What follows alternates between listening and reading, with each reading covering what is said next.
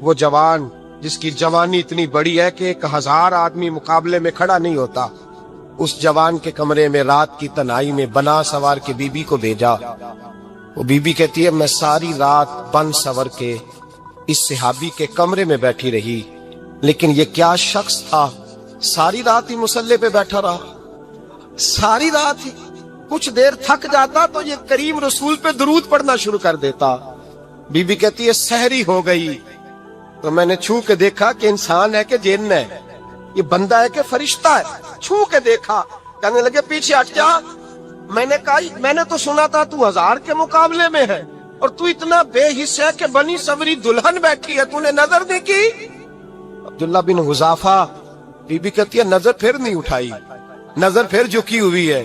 کہنے لگے be be میں مجبور ہوں، اب میرے اوپر کوئی حسن نہیں چلتا، میں نے جلوہ بدوحا کا دیدار کیا ہوا ہے، اب میری نگاہوں میں جچتا نہیں کوئی، اس لیے کہ جیسے میرے سرکار ہے ایسا نہیں کوئی۔ کبھی بھی اب نہیں کسی کا میرے اوپر جادو چلتا، میں نے مصطفیٰ کو اور کہا ذرا پیچھے ہٹ کے بیٹھ، مجھے میرے رسول نے غیر محرم سے بچنے کا حکم دیا ہے، ذرا پیچھے ہٹ کے بیٹھ۔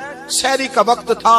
وہ بی بی کہتی ہے اس نوجوان کے جملے میرا سینہ چیر گئے، کلیجہ پھٹ گیا، چیخ نکلی، میں کفر کے عالم میں روئی۔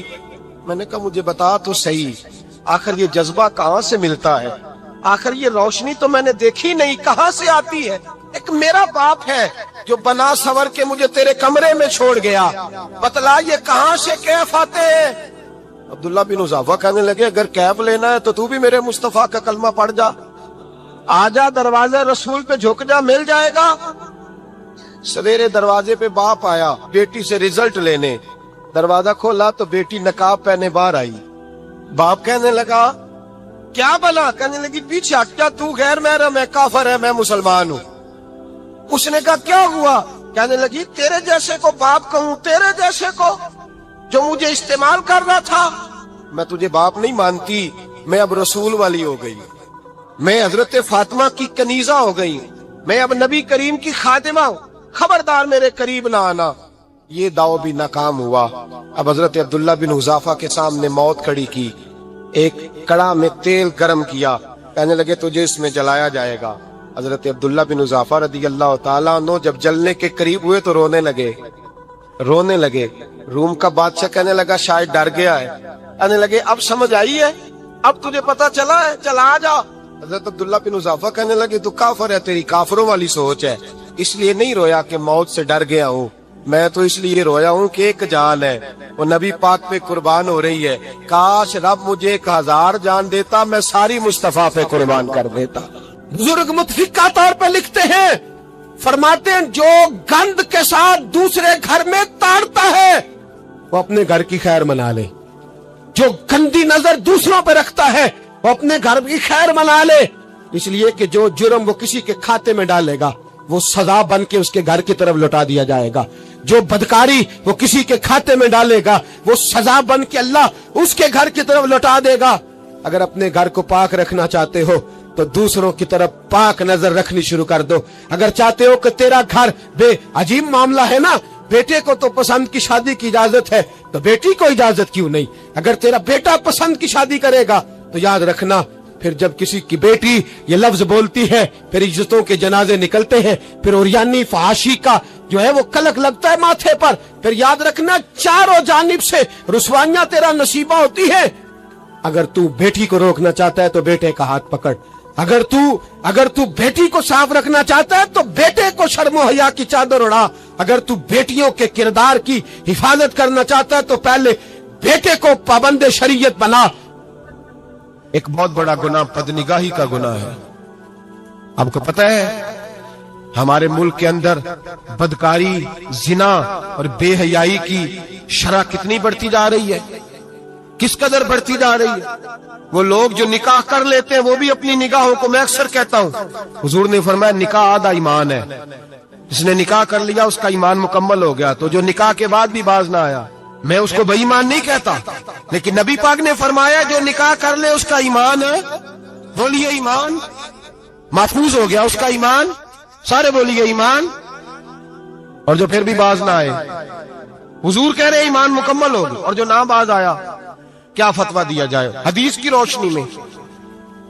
میرے نبی پاک کی بارگاہ میں عورتیں آئیں توبہ کرنے، بیعت کرنے، مسلمان ہونے، تو حضور بیعت لیتے وقت فرمانے لگے میرے ساتھ وعدہ کرو، جھوٹ نہیں بولو گی، غیبت نہیں کرو گی، زنا نہیں کرو۔ ایک عورت بول پڑی، کہنے لگی یا رسول اللہ صلی اللہ علیہ وسلم میں مسلمان تو نہیں پر خاندانی ہوں، میرے گھر والوں کے ذہن میں بھی کبھی زنا کا خیال نہیں آیا، ہم تو اسے خاندانوں کے وقار کے خلاف سمجھتے ہیں۔ روز بری نظر سے کسی کو دیکھنا اور کسی کے بارے میں غلط باتیں، ناراض نہ ہونا۔ بہت سارے بوڑھے بھی لذت لے لے کے جرم بیان کرتے ہیں، گناہ بیان کرتے ہیں، غلط باتیں کرتے ہیں، کسی عورت کے بارے میں تبصرہ کرتے ہیں۔ کیا سمجھتے ہیں مرد اور عورت معاذ اللہ تعالیٰ ایک کمرے میں جا کے بدکاری کرے تو وہی زنا ہے؟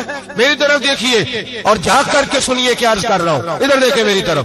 نبی پاک صلی اللہ علیہ وسلم نے فرمایا زنا زبان کا بھی ہوتا ہے، زنا کان کا بھی ہوتا ہے، زنا آنکھ کا بھی ہوتا ہے۔ حضور کس طرح؟ فرمایا جس نے گند دیکھا اس نے آنکھ کا زنا کیا، جس نے لذت لے کے سنا چپ نہیں کرایا، پوری بات سنی، وہ بھی زانی ہے، اور جس نے گندی بات بولی وہ منہ کا زانی ہے، جس نے گند سوچا وہ دماغ کا زانی ہے۔ اور زانی کو سب سے پہلی سزا اللہ یہ دیتا ہے کہ سجدے کی لذت چھین لیتا ہے، عبادت کا سرور چھین لیتا ہے، اس کا نماز میں دل نہیں لگتا۔ قرآن میں سب سے پہلی سزا اسے اللہ اپنے دروازے سے دور کر دیتا ہے۔ ایک سنار نے گلی میں ایک یتیم چھوٹے سے بچے کو گھومتے دیکھا تو سنار بے اولاد تھا، بچے کو اٹھا کے گھر لے آیا۔ 18 سال اس بچے کی پرورش کی، اس کو پالا پوسا، جوان کیا۔ سنار کے پاس وہ دکان پہ چلا جاتا، وہ کئی دفعہ دکان پہ رہتا، کئی دفعہ گھر میں رہتا۔ ایک دفعہ وہ دکان پہ تھا، بچہ گھر تھا، 18 سال کا جوان، اس کی بیوی اکیلی تھی۔ وہ جس نے ماں بن کے پالا تھا اس نے اسی پہ حملہ کر دیا، اس کا بازو بری نیت سے تھاما، بیوی چیخی۔ تھوڑی دیر گزری تو وہ نوجوان پیروں میں بیٹھ گیا، کہنے لگا اماں پتہ نہیں مجھے کیا ہوا۔ شام کو سنار آیا، بیوی چیخنے لگی، چلانے لگی، کہنے لگی آج عجیب بات ہوئی، جس کو میں نے جگر کا خون دے دے کے پالا اسی نے گندی نظر ڈالی۔ سنار محو حیرت ہے، بیوی کا خیال تھا کہ لاٹھ اٹھائے گا، ڈنڈا اٹھائے گا، نوجوان کو مارے گا، لیکن وہ رونے لگ گیا۔ اس نے کہا آج اس نے میرا بازو تھاما ہے، جانے کیا کیا ہے۔ پریشان ہونے لگ گیا، سجدے میں گر گیا، کہا تو بتاتا کیوں نہیں؟ تو وہ سنار کہنے لگا اس کی غلطی نہیں، 18 سال کے بعد آج مجھ پر بھی شیطان سوار ہوا تھا۔ ایک عورت آئی تھی، وہ اپنے بازوؤں میں چوڑیاں پہننا چاہتی تھی تو میں نے بھی گندی نظر سے ہاتھ ڈالا تھا، رب کریم نے مجھے فوراً اس کی سزا دی۔ جن کے گھروں میں بیٹیاں ہوتی ہیں ان کی نظریں گندی نہیں ہوتی، جو بیٹیوں کے باپ ہوتے ہیں، جو بہنوں کے بھائی ہوتے ہیں، ان کی نظریں گندی۔ اور اگر تو ٹیلی فون کرتا ہے، تو کسی عورت کے ساتھ تعلق رکھتا ہے تو یہ بات لکھ لے، امام فخر الدین رازی 1، علامہ اسماعیل حقی 2، مولانا جلال الدین رومی 3، امام خازن 4، امام جلال الدین سیوطی 5 حدیث کے استاد اور محدث لکھتے ہیں کہ اگر تو کسی پر گندی نظر ڈالے گا تو تیرا گھر بچ سکتا، یاد رکھ نہیں بچے گا، اس لیے کہ تیری نظر کسی کی بیٹی کو بیٹی سمجھ تاکہ تیری بچی کا پردہ قائم رہے، کسی کی بہن کو۔ یہ کیا بات ہوئی کہ تو جتنا مرضی گند معاشرے میں پھیلاتا رہے تیرا گھر بچا رہے؟ یہ کیسے ہو سکتا ہے؟ فَإِنَّ لَهُ مَعِيشَةً ضَنْكَ، اللہ فرماتے ہیں زندگی تنگ ہو جائے گی تیرے لیے مشکل، تو ڈھونڈتا پھرے گا کہ میں مرنے کو جگہ تلاش کروں۔ سچی توبہ کرے، کھری توبہ کرے۔ یہ گناہ انسان کو مجبور کر دیتے ہیں۔ حضرت عبداللہ بن مبارک رحمت اللہ تعالی علیہ، ان کے سینکڑوں شاگرد تھے، ایک شاگرد کے انتقال کا وقت آیا تو گھر گئے ملنے۔ آپ کہتے ہیں میں نے زور لگا لیا پر اس کی زبان پر کلمہ جاری نہیں ہوا۔ میں اسے کہتا کلمہ پڑھ پر اس کی زبان پر جاری۔ اللہ اکبر، بہت بڑی نعمت ہے۔ دعا فرمائیں اللہ ایمان کی موت عطا فرمائے، ایمان کی موت دے اللہ کریم، ایمان کی موت دے۔ ایسے بھی لوگ دیکھے ہیں، مسجد نبوی ہے، رسول اللہ کا شہر ہے، سر سجدے میں ہے، روح پرواز کر گئی، روح پرواز۔ کتنا نصیبوں والا ہے، کتنا نصیبوں والا ہے کہ مسجد نبوی میں سر سجدے میں رکھا ہے۔ اور اللہ تبارک و تعالیٰ نے محبوب کے قدموں میں موت عطا فرمائی. تو حضرت عبداللہ بن مبارک کہتے ہیں میں نے اس کو کہا کلمہ پڑھ تو اس کی زبان پہ جاری نہیں ہوتا. میں بار بار کہتا تو وہ منت کرتا, کہتا حضور میں کوشش کرتا ہوں جاری نہیں ہوتا. فرماتے میں پریشان ہو کے اٹھا, ابھی میں دروازے پہ پہنچا تھا, اس نے چیخ ماری اور روح پرواز کر دی. بچے رونے لگے, بیوی رونے لگی. تو میں نے اس کی بیوی سے کہا کہ یہ جرم کیا کرتا تھا, اتنا بڑا پاپی پہ کلمہ جاری نہیں ہوا. اس کی زوجہ کہنے لگی حضرت جی 2 گناہ تھے اس کے. ایک تو یہ شراب کا عادی تھا, روکتی تھی باز نہیں آتا تھا, اور دوسری بات یہ کہ یہ اپنی اماں کا نافرمان تھا. وہ 2 گلیاں چھوڑ کے رہتی ہے, یہ کبھی ملنے نہیں گیا تھا. اس بوڑھی کا کلیجہ اس کی طرف سے بڑی تکلیف میں تھا. تو حضرت عبداللہ بن مبارک کہنے لگے جا تو بھی دعا کر, اور اس کی ماں کو بھی کہہ دعا کرے کہ یہاں تو یہ کلمہ نہیں اسے نصیب ہوا, اللہ کرے اللہ آخرت کی منزلیں اس کی بہتر فرما دے. حضور نے فرمایا جب کوئی بندہ کہتا ہے نا اللہ میں بھول گیا تھا, اور پھر وہ توبہ کرتا ہے تو رب اس کی توبہ کو فوراً ہی قبول فرما لیتا ہے. حضرت انس بن مالک کہتے ہیں وہ خاتون آئی, کوئی پکڑ کے نہیں لایا, کسی 14 دنوں کے ریمانڈ پہ نہیں اسے منوایا گیا, اسے وہ خود بخود آئی. اور کریم محبوب علیہ السلام کے سامنے جب وہ کھڑی ہوئی تو اتنے درد سے میں نے کم لوگ روتے دیکھے ہیں جس درد سے وہ روئی. عرض کرنے لگی حضور میں غلطی کر بیٹھی ہوں, مجھ سے زنا ہو گیا, مجھے پاک کر دے. تو محبوب کریم علیہ السلام نے فرمایا تو کیسے ثابت کرے گی تو نے گناہ کیا, یعنی مجرم کو ثابت کرنا پڑ رہا ہے کہ میں گناہگار. یہ وہ کمال ہے کہ انسانوں کو احساس ہونے لگے کہ یہاں ہم غلط ہیں. جب اعتراف جرم ہوتا ہے, جب بیماری کی تشخیص ہوتی ہے تو پھر اس کا علاج بھی ہو جاتا ہے. حضرت انس بن مالک کہتے ہیں وہ عرض کرنے لگی حضور میرے پیٹ میں ناجائز بچہ ہے. حضور نے فرمایا جا جب بچہ پیدا ہو تو پھر آنا. وہ 8 ماہ کے بعد آئی تو اس کی گود میں پھول سا بچہ تھا. حضور نے فرمایا واپس جا, جب روٹی کھانے لگ جائے تو پھر آنا. وہ 2 سال 2.25 سال دودھ پلاتی رہی. پھر جب آئی تو بچے کے ہاتھ میں روٹی کا ٹکڑا تھا. کریم محبوب صلی اللہ تعالی علیہ وسلم سے آ کے جب اس نے بات کی تو وہ درد سے روئی, کہنے لگی یا رسول اللہ 3 سال ہونے کو ہیں, میں نے گناہ کیا ہے, میں ساری رات سو نہیں پاتی. حضور تڑپتی, اگر اس حال میں مر گئی تو اپنے رب کو کیا منہ دکھاؤں, مجھے پاک کر دے, میرے حال پہ رحم فرمائے. محبوب کریم صلی اللہ علیہ وسلم نے بچہ ایک صحابی کو دیا, فرمایا بچوں کی طرح پالنا, اور کہا اسے لے جاؤ, پتھر مار مار کے اسے سنسار کر دو. صحابہ کہتے ہیں اسے پتھر لگ رہے تھے اور حضور بے چینی کے ساتھ ٹہل رہے. آ کے خبر دی حضور وہ تو وصال کر گئی, انتقال ہو گیا. فرمایا یہاں تک تو بات اس کی تھی. حضرت انس بن مالک کہتے اب محبوب کریم نے صحابیات سے فرمایا اسے غسل دو, کفن پہناؤ, جنازہ تیار ہو جائے تو مجھے خبر کرنا. حضرت انس بن مالک کہتے ہیں غسل ہوا, کفن ہوا, جنازہ تیار ہوا تو حیران ہم تب ہوئے جب میرے محبوب نے فرمایا صفے بناؤ, میں خود جنازہ پڑھاؤں گا, میں خود جنازہ پڑھاؤں. اور سرکار نے جنازہ پڑھایا تو ایک شخص کی زبان سے نکلا حضور اس ملعون کا معاذ اللہ جنازہ جس نے ناجائز بچہ جنا, اس کے لیے آپ دعا کر رہے ہیں, جنازہ پڑھا. حضور فرمانے لگے خاموش ہو جاؤ, تم نے گناہ دیکھا ہے اس کا احساس نہیں دیکھا, تم نے غلطی دیکھی ہے لیکن اس کی توبہ کا انداز نہیں دیکھا. اور صاحب کنز العمال نے یہ لفظ نقل کیے ہیں کہ کریم محبوب فرمانے لگے اس نے تو ایسی شاندار توبہ کی ہے کہ اگر میں اپنی ساری امت میں بانٹ دوں تو اللہ سب کی مغفرت فرما دے گا. احساس جب پیدا ہو جاتا ہے نا اپنے دل کے اندر کہ یہاں میں غلط ہوں. ان العبد اذا اعترف ثم تاب تاب اللہ علیہ او کما قال نبی صلی اللہ علیہ وسلم, رواہ مشکات. بھائیو آج ہمارے سجدے بے کیف ہیں, آج لوگ غلط جگہ پہ گھنٹوں بیٹھے رہتے ہیں. مسجدوں میں لوگوں کے دلوں کو گھبراہٹ ہوتی ہے, لوگ بھاگتے ہیں. میرے نبی پاک نے فرمایا تو نظر کو پاک کر لے, اللہ تیری عبادت میں لذت پیدا فرما دے گا. میرے بھائی یاد رکھ لیں اور سن لیں, سب سے کمزور آدمی وہ ہے جس کا ذہن پاک نہیں. سب سے کمزور آدمی وہ ہے جو کردار کا غلط ہے. ایک بات میں نے پڑھی, آپ یقین کریں میرا دل کرے کہ میں آگ لگا دوں. اس عنوان کو جس پہ گندگی لکھی جاتی ہے، ان اخباروں کو، ان چیزوں کو جس پہ گند لوگوں کے دلوں میں. وہ انڈیا کی ایک وزیر اعظم عورت گزری تو کسی نے اس سے کہا کہ پاکستان نے تو تمہیں شکست دی ہے، تم جیت نہیں سکے بڑا ملک ہو کے. کہنے لگی کوئی بات نہیں، تھوڑا وقت ٹھہر جاؤ، ہم ان پر تہذیبی یلغار کریں گے، ان کے گھروں میں ننگا ناچ کریں گے، یہ گندی تصویریں دیکھیں گے، یہ گند میں الجھ جائیں گے. اور جو قوم گند میں الجھ جایا کرتی ہے وہ پھر کسی سے لڑنے کی طاقت نہیں رکھتی، اس کے اندر ڈٹ جانے کی ہمت نہیں ہوتی، اس کی غیرت کے جنازے نکل جاتے. دل کرتا ہے جل جائے وہ جل جائے جہاں سے برائی پھیلتی، تباہ ہو جائے وہ علاقے جہاں سے گند ہوتا ہے. لوگ گند کی کمائی کھاتے ہیں، گند کی. ایکٹروں کے ساتھ کھڑے ہو کے فوٹویں کھچاتے ہیں اور گناہ پہ فخر کرتے ہیں، اور گندے لوگ کہتے ہیں اللہ کا فضل ہے ہم گند پھیلا رہے ہیں. ثم معاذ اللہ، لوگ گناہ پہ فخر کرتے ہیں چوکوں چوراہوں میں.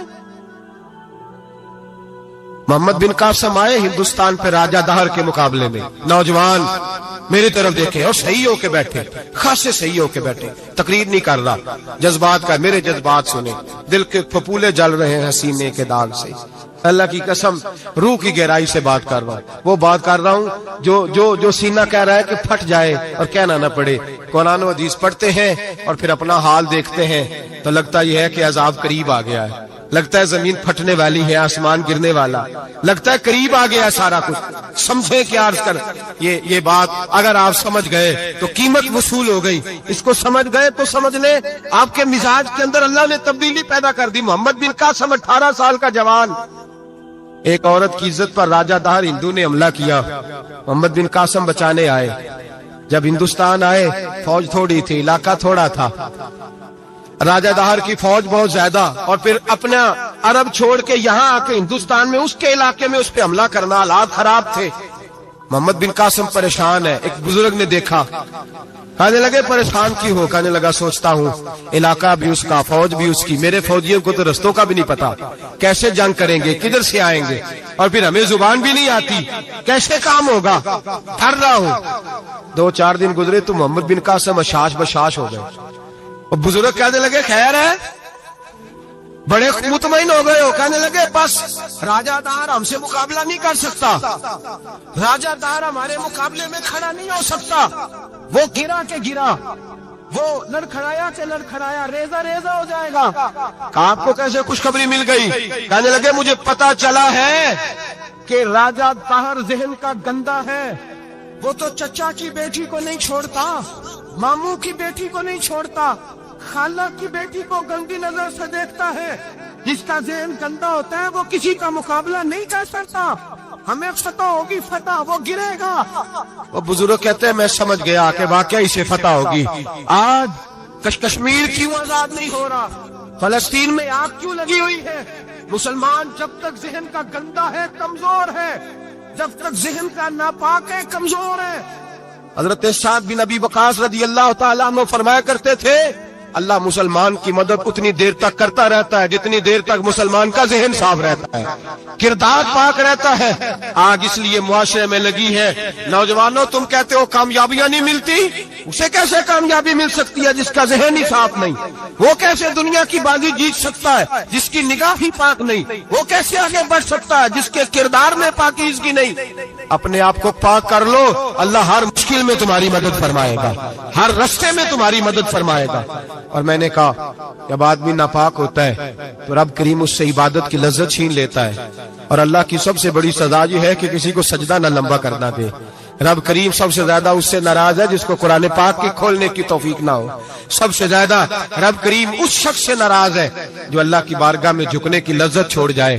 میرے نبی پاک سید عالم علیہ السلام کے صحابہ لمبی عبادتیں کرتے تھے، لمبی. کسی نے کہا تھا روم کے بادشاہ تھے کہ یہ مسلمان فاتح کیوں ہو جاتے ہیں؟ تو اس نے کہا میں نے مولا علی کے زمانے میں جاسوسی کرائی تھی، پتا کیا تھا کہ ہر میدان میں کامیاب کیوں ہوتے ہیں. تو کہتے میں نے دیکھا یہ دن کے مجاہد ہوتے ہیں پر رات کے. عارف رومی رحمۃ اللہ تعالیٰ نے لکھا ہے کہ وہ جس چیز سے بندے کو محبت ہوتی ہے نا، اس کا نام خواب میں بھی لے لیا جائے تو بندہ چونک جاتا ہے. عارف رومی رحمۃ اللہ علیہ فرماتے ایک شخص بیمار ہو گیا تھا، کومے میں چلا گیا تھا. وہ کئی लोगों ने कोशिशें की पर वो शिफा नहीं होती थी। बाप उसका बहुत बड़ा आदमी था, मालदार था, तो उसने एक बड़े तबीब को बुलाया। उसने कहा इसका पता तो करो, मामला क्या, कैसे ठीक हो सकता है। तो वो तबीब कहने लगा कि ये ना किसी से मोहब्बत करता है, जिससे मोहब्बत करता है उससे बिछड़ गया है और उस गम में इस कैफियत में चला गया, दवाइयां शवाइयां असर नहीं करेंगी। तो वो कहने लगा अब हमें तो पता भी कोई नहीं किससे इसका प्यार है, किस दोस्त की, किस महबूब की जुदाई में ये परेशान है, तो कैसे पता करें। तो वो तबीब सियाना था, उसने कहा ये कौन कौन से मुल्कों में जा चुका है। उसने मुल्कों के नाम लिए तो उस तबीब ने ना उसके कान में उन सारे मुल्कों का जिक्र किया। जब वो वाला मुल्क आया ना तो हल्का सा चौंका वो। कहने लगा अब इस मुल्क के अंदर जितने शहर हैं उनके नाम बताओ। वो शहरों के नाम लिए तो जब वो वाला शहर आया ना तो वो जरा थोड़ा सा ना और चौंका। कुछ उसने अब हाथ पैर भी हिलाने शुरू किए। कहने लगा अब उस शहर के अंदर जितने मोहल्ले हैं ना उन मोहल्लों के नाम लो। अब वो जो एक एक करके मोहल्ले के नाम लेने लगे तो जब वो वाला मोहल्ला आया ना, शहर बगदाद की है निशानी, कुचियां लम्मियां चीरा, शहर बगदाद दे टुकड़े मंगसा ते करसा मीरा मीरा। और फिर उन्हें कहते वो जब उस मोहल्ले का नाम आया ना तो पूरा चौंक गया। थोड़े से लोग होते थे, थोड़ी सी आबादी होती थी। उसने उसके बाप से कहा कोई तरीका इख्तियार कर, उस मोहल्ले में बसने वाले जितने लोग हैं ना उन लोगों की फहरिस्त मंगा। उस मुल्क से, उस मोहल्ले से उन लोगों की फहरिस्त आई। जब एक एक नाम बोले जाने लगे और जब नाम आया ना महबूब का, ना इल्मा विच फसा सानू तो यार दी गल सुना। और जब नाम आया ना उस महबूब का तो पहले उसके हाथ कांपे, फिर उसकी नजर फड़की, फिर उसकी आंखों में आंसू आए और फिर उसने आंखें खोल के हाथ थामा अपने बाप का और रो के कहने लगा बाबू आया है, वो यहाँ है, मुलाकात हो जाएगी। फिर समझ आ गई इसकी शिफा कहाँ है। मैं कुछ दिन पहले एक जगह ताजिया और डरता डरता गया ताजियत करने। पुराने जानने वाले थे, दोस्तों का रिश्ता था। तो मैं एक ही बेटा था, तो वो मुझे पता चला कि ट्रेन एक्सीडेंट में इंतकाल कर गया। तो मैं डरते डरते गया क्योंकि मामला मशकूक था। और जब मैं ताजियत के लिए अंदर पहुंचा तो हमारे जो अंकल थे, जिनका मेरे दोस्त थे, वो उनके कुछ अजीज कहने लगा कैज़ा जी आपके साथ वाले बाहर जा सकते हैं। तो मैंने कहा चले जाते। मैं दोस्तों को गाड़ी में भेज दिया और जब मैंने उससे बातचीत की, कहने लगा मेरा बेटा एक्सीडेंट तो मैंने बनाया, वो तो खुदकुशी करके मरा है। शादी के 11 साल बाद खुदा ने एक बेटा दिया था और मुझसे गलती ये हुई, मैंने कहा मेरे बेटे को तकलीफ कोई ना आए। उसके मुंह से जो निकला मैंने उसे दिया, जो उसने मांगा मैंने दिया। कहता जो शख्स 16,000 महीने का कमाए और बेटे को 40,000 का मोबाइल खरीद के दे, कहते मैंने हर सहूलत उसे दी। थे एक अमीर की लड़की से यूनिवर्सिटी में पढ़ते हुए उसका ताल्लुक बना। बच्ची के मैसेज भी मैंने अपने मोबाइल, उस बच्चे के मोबाइल में देखे और इस लड़के ने जो मैसेज सेंड किए वो भी मैंने देखे। फिर मैं घर पहुंच गया, मैंने बेटे से मिन्नतें की कि बेटा वो हमें रिश्ता नहीं देंगे, हमारी बरादरी भी छोटी है और हमारे जेब में पैसे भी कोई नहीं। फिर मैं उनके घर गया, बेटा ना माना और मैंने उस शख्स को बुला के कहा तेरी बेटी के मैसेज है, खुदा रा ख्याल कर, और तेरे तो 7 बच्चे हैं, मेरी गोद में तो एक ही फूल खिला है, मैं किधर जाऊं, ख्याल कर।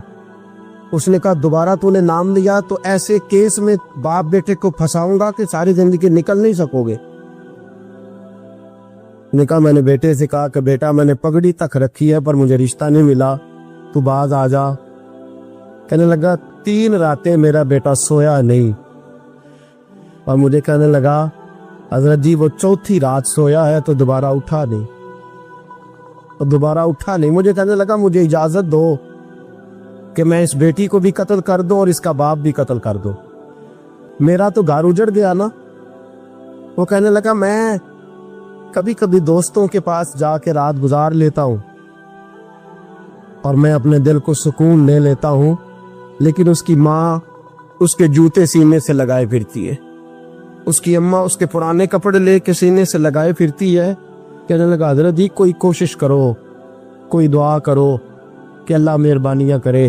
میں کہہ تو نہیں سکا ان سے، لیکن میرے دل میں خیال آیا کہ کس نے کہا تھا کہ بچہ یونیورسٹی میں کو ایجوکیشن میں داخل کراؤ، کس نے کہا تھا کہ اس کے ہاتھ میں آگ کا انگارہ دو۔ میرے دوست، آپ تیز آنچ، تیز آگ جلا کے اس کے قریب مکھن رکھو اور پھر مکھن سے کہو کہ ڈلنا نہ، پھر مکھن سے کہو کہ پگھلنا نہ۔ بھئی تیز آگ قریب جلا دی اور تو کہتا ہے پگھلنا، یہ کیسا ممکن ہے؟ ہو سکتا ہے؟ بولیے نا، ہو سکتا ہے؟ حضرت سیدنا ابو بکر صدیق فرماتے ہیں میں حضور کے سامنے بیٹھا، ایک شخص آیا، اس نے آ کر کے کہا یا رسول اللہ صلی اللہ تعالی علیہ وآلہ وسلم، یہ میرے ہاتھ کے اندر خنجر ہے، میں قتل کر کے آیا ہوں۔ قاتل کھڑا ہوا، ایک طرف قرآن مجید کا حکم ہے کہ جس نے ایک آدمی کو قتل کیا پوری انسانیت کو قتل کیا، حضور یہ خنجر ہے، قتل کر کے آیا ہوں۔ میرے مصطفیٰ نے فرمایا کس کو قتل کیا؟ عرض کی حضور سگی بہن کو مارا ہے، سگی بہن تھی، میں نے قتل کر دی۔ میرے نبی پاک صلی اللہ علیہ وسلم نے فرمایا کیوں مارا؟ پیار نہیں تھا؟ محبوبہ بہن سے کس کو پیار نہیں ہوتا، بڑا پیار تھا، اور مارا کیوں؟ تو صحابی رونے لگے، کہنے لگے محبوبہ میں بڑا پیار کرتا تھا، پر وہ کافرہ تھی، مشرکہ تھی، بڑا پیار کرتا تھا، جب بھی اس کے پاس جاتا وہ آپ کے بارے میں بات چھیڑ دیتی، میں اس کو کہتا سارا کچھ کر لے میرے نبی کے بارے میں بات نہ کرانا، میں ہر شے سہ لیتا، پر مصطفیٰ کریم کی ذات کے بارے میں کوئی بات برداشت کرنے کی طاقت نہیں رکھتا، یہ والا جملہ نہ کہنا۔ میں اس کو روکتا، منع کرتا، وہ باز نہ آتی۔ کہتے ہیں آج اس نے اتنی سخت بات کی کہ میں اس کا گلا کاٹ آیا ہوں، قتل کر دیا ہے۔ حضور میرے لیے حکم کیا ہے؟ تو نبی پاک نے فرمایا جا، تیرے اوپر کوئی سزا نہیں، تو نے جو کیا ہے اچھا ہی کیا ہے، نہیں اچھا کر ڈالا ہے جو تو نے کیا ہے۔ ایک صحابی نابینا تھے، آنکھوں سے نظر نہیں آتا تھا، رشتہ کوئی نہیں دیتا تھا، معذور آدمی تھے، نکاح ہوا، شادی ہوئی، 2 بیٹے دیے اللہ، گھر بس گیا، بیوی کپڑے دھو کے دیتی، خدمت کرتی، روٹی پکا کے دیتی، بچے بڑے حسین تھے، اور وہ صحابی خود فرماتے ہیں، نابینا صحابی کہتے موتیوں کی طرح کے میرے بچے، جو بھی آتا آ کے کہتا تیرے موتیوں کی طرح کے لال ہیں۔ لیکن آپ فرماتے ہیں ایک صبح اعلان ہو گیا، مدینے میں شور ہو گیا کہ اس نابینا صحابی کی بیوی قتل ہو گئی، کسی نے خنجر کے دبایا، مر گئی ہے۔ کہتے ہیں اس کے لواحقین اکٹھے ہوئے، در رسالت امام پہ آئے، آگے کہنے لگے حضور ہمارا قاتل ڈھونڈ کے دیں، ہماری بیٹی کو کس نے مارا؟ میرے رسول پاک نے مجمع پہ نظر ڈالی، فرمایا بھائی مجھے کہنے کی ضرورت نہ پڑے، اگر قاتل موجود ہے تو خود اٹھ جائے۔ خود اٹھے، وہ نبینا صحابی بیچ میں سے اٹھ کے کھڑے ہو گئے، کہنے لگے سونیا قاتل کوئی باہر نہیں، میں خود قاتل ہوں، میں نے مارا ہے، میں قاتل ہوں، میں نے مارا ہے۔ مصطفیٰ کریم سید عالم صلی اللہ علیہ وسلم نے فرمایا تجھے تو اس کی بڑی ضرورت تھی، بڑی حاجت تھی، تیری بیوی تھی، تیرا گھر سنبھالتی تھی، تیرے بچے تھے۔ صحابی عرض کرنے لگے حضور سارا کچھ ٹھیک تھا، پر وہ آپ کی بے ادب تھی، حضور اس کے آنے سے میرا گھر بس گیا، روٹی پکنے لگی، کپڑے ملنے لگے، اولاد ہونے لگی، میں دنیا پہ آ گیا، لیکن محبوبہ میں نے وہ سخ کیا کرنے ہیں جو تیری بے ادبی پر تعمیر کیے جائیں۔ یا رسول اللہ مجھے کیا حاجت اس چیز کی جس میں آپ کا پیار ہی نہ ہو، یا رسول اللہ آپ کی محبت ہی نہ، حضور میں نے قتل کر ڈالا ہے، مجھے بیوی نہیں چاہیے، مجھے وہ والی چاہیے جس کی زبان پر رسول اللہ کے نام کے ترانے ہو، جو حضور کی محفل کرنے والی ہو، نعت پڑھنے والی ہو، جو نبی پاک علیہ السلام کی ازواج کا، اولاد کا، بیٹیوں کا ذکر کرنے والی۔ مجھے وہ بیوی نہیں چاہیے جو بیوی بے ادبی کرے۔ میرے نبی پاک صلی اللہ علیہ وسلم نے محلے داروں سے پوچھا، فرمایا بات اس کی ٹھیک ہے؟ کہا حضور واقعی بے ادب تھی۔ نبی پاک نے فرمایا اٹھو پھر چلے جاؤ، اس نے انسان نہیں مارا، اس نے گستاخ رسول کو مارا ہے، اس نے ایک گستاخ رسول کو مارا ہے۔ بھائی یاد رکھیں نبی پاک کا پیار ایمان کا حصہ ہے، اس میں کوئی کمپرومائز نہیں۔